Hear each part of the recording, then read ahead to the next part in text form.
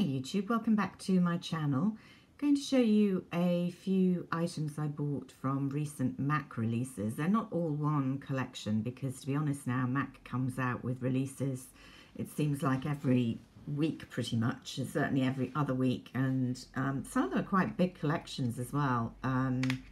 So I have been tempted by a couple of items.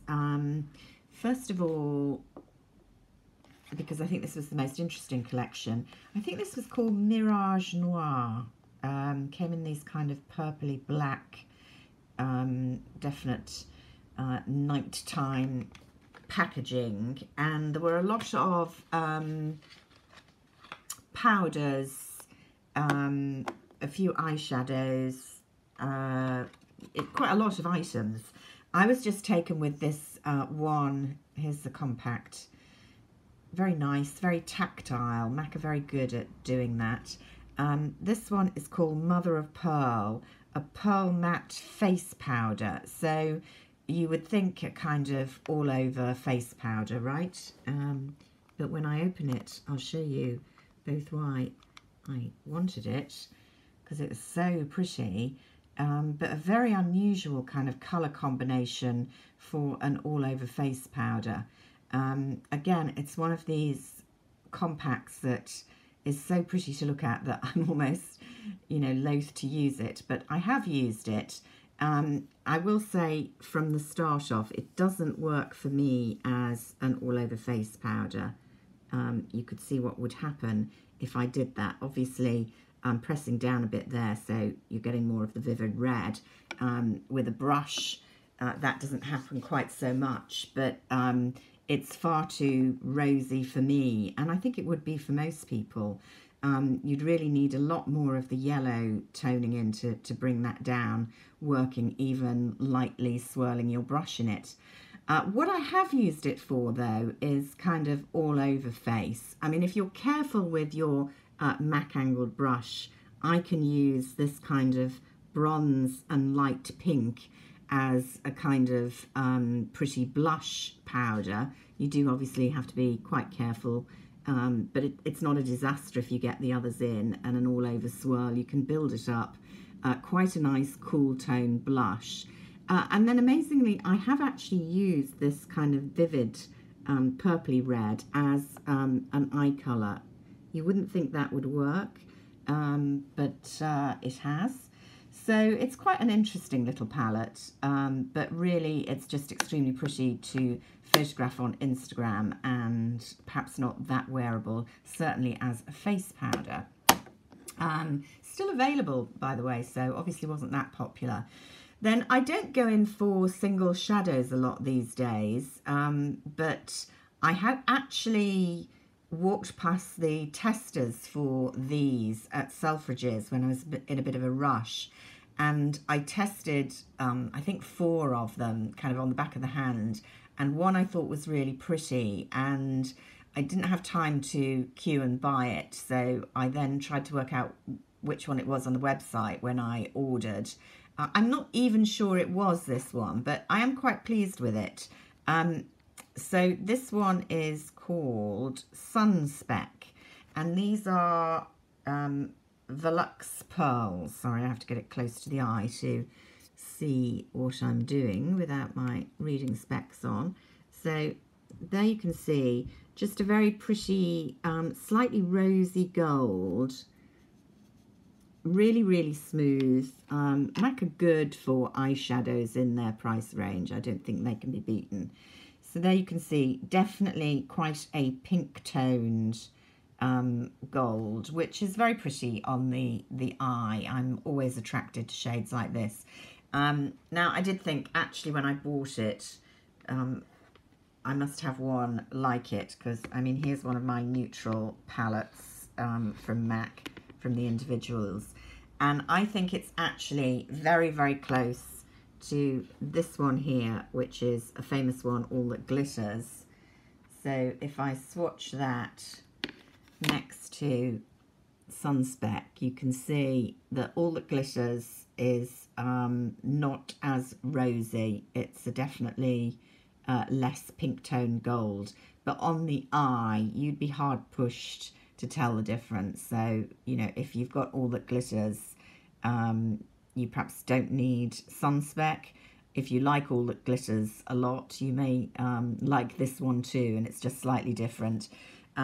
Just for comparison purposes, this is one in the same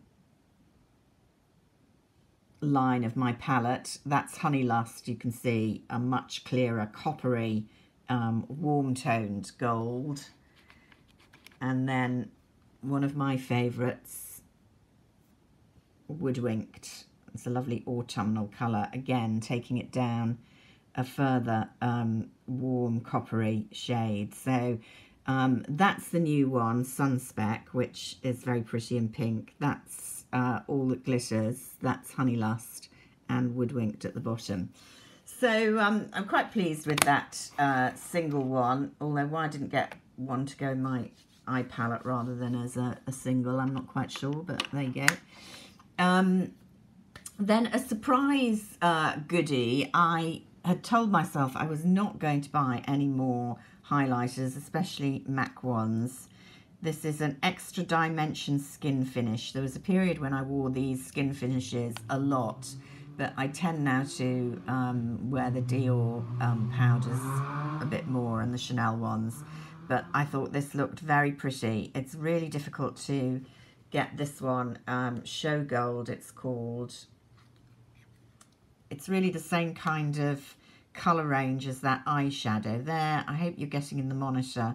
There's a definite pink tinge to it. It's really, really pretty. You know, you can use these all over the face. You can use them on the eyes. They're not as densely packed as the eyeshadow, but, you know, you can work them. And with a soft brush, just gives a really pretty, slightly glittery, it has to be said, glow, but I like it.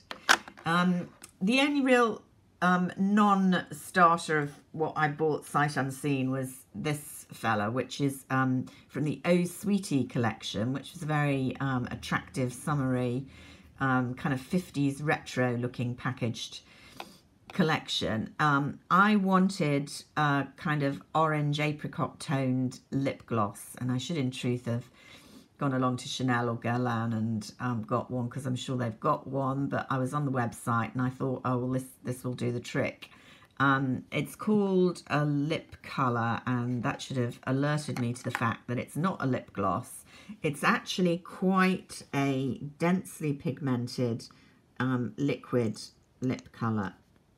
And you can see there, quite a shocking shade. Much too shocking when I put it on the lips. The only way I can wear this is to drizzle a little bit on my lips, kind of pat it in, and then go over with another lip gloss. Otherwise, the colour is very unforgiving on me. Working it that way, it looks quite nice, but it's too much of a faff to do very often, so this one didn't really work. I will say it's quite comfortable on the lips. I often find these liquid lipsticks just don't feel very nice on the lips. This one actually feels not too bad, so it's a shame about the way it looks. Certainly for me, you'd need much more vivid colouring or you know, an interest in slightly more shocking looking makeup for that to work. So that was a bit of a disaster. I don't know what I was thinking of, but there you go. That's the dangers of buying from the website rather than visiting the counter. I just wanted to throw one thought into the mix before I go. I was reading British beauty blogger, as I often do, and she was throwing up the fact that most of us haven't really cottoned on to the fact that there's an EU regulation that has now come into force as a result of the tariffs President Trump imposed on EU imports to the US. There's been a retaliatory measure imposing an import duty of 25%, so a whacking import duty on items, some items imported into the European Union, which includes the UK at the moment and certainly until next March. Some imports from the USA. And they include makeup, not skincare by the looks of things, but most makeup items, certainly eye makeup, lip, I think nail varnish is on the list. And she was just wondering how that was going to pan out, because 25% is a huge whack, and it's unlikely that the firms would be able to absorb that, so it's going to show for the customer. Isn't showing up yet because it only applies to imports after I think the 22nd of June, and obviously they've got their existing stocks.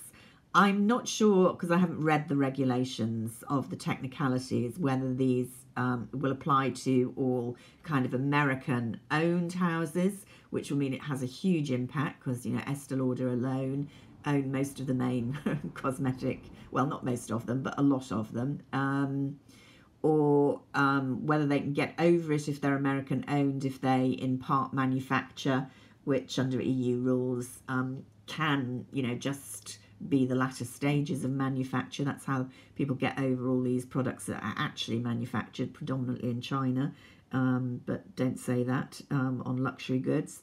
It'll be interesting to see how it pans out, because I haven't seen much discussion of it. It would certainly apply to brands like MAC, which are American brands, fairly competitively priced, but I think lost out in recent years as other high street brands of equal quality kind of crept up. They would really suffer here with a 25% levy. So we'll have to wait and see. Anyway, until next time, bye for now.